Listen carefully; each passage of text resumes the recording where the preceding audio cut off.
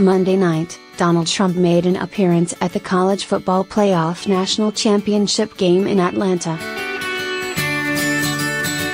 But when he joined members of the military on the field for the national anthem before the game, it became clear he couldn't, or wouldn't fully sing along. At different points, he mouthed some things, smiled painfully, and had his mouth closed.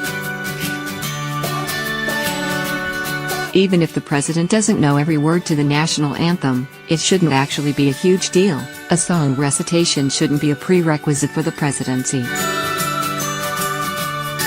But this particular president has made standing for a song a political issue steeped in racial resentment.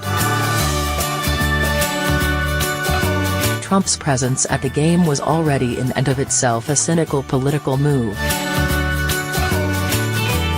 The president is facing low favorability ratings, and is looking to shore up support among his base, many of whom live in the states that are home to the schools that were playing for the title, Georgia and Alabama. But, of course, the president had already been exploiting football for political gain by harping on the issues he tries to make about patriotism or national identity, but that any thinking person can see are truly about barely obscured racism. One of his favorites, NFL players, among other athletes, kneeling during the national anthem. The players who kneel are mostly, though not universally, African American, and they take a knee as a silent and powerful protest of police violence and systemic racism.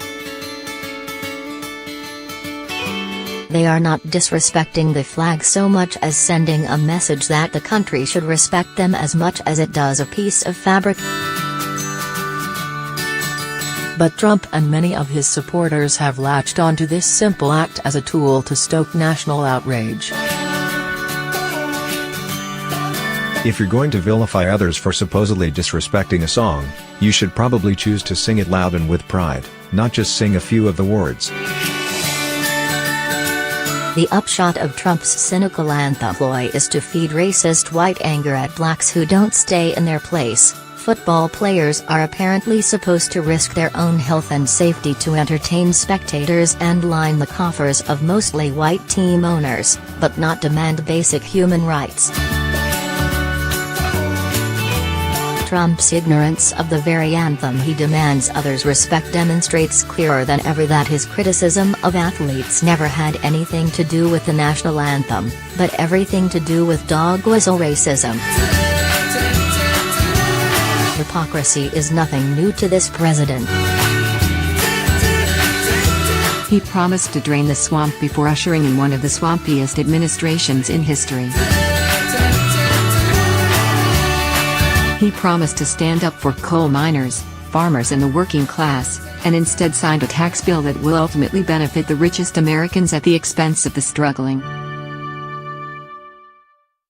He tries to deflect from the investigations into his own potential wrongdoings by demanding his crooked former opponents be investigated.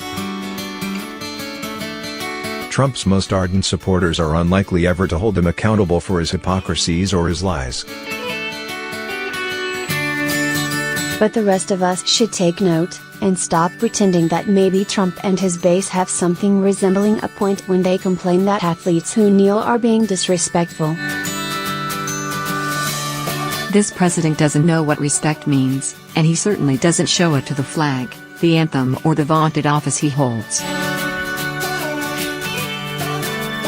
What he knows, and all he's demonstrating with his repeated attacks on NFL players, is racism works to maintain the support of angry white conservatives.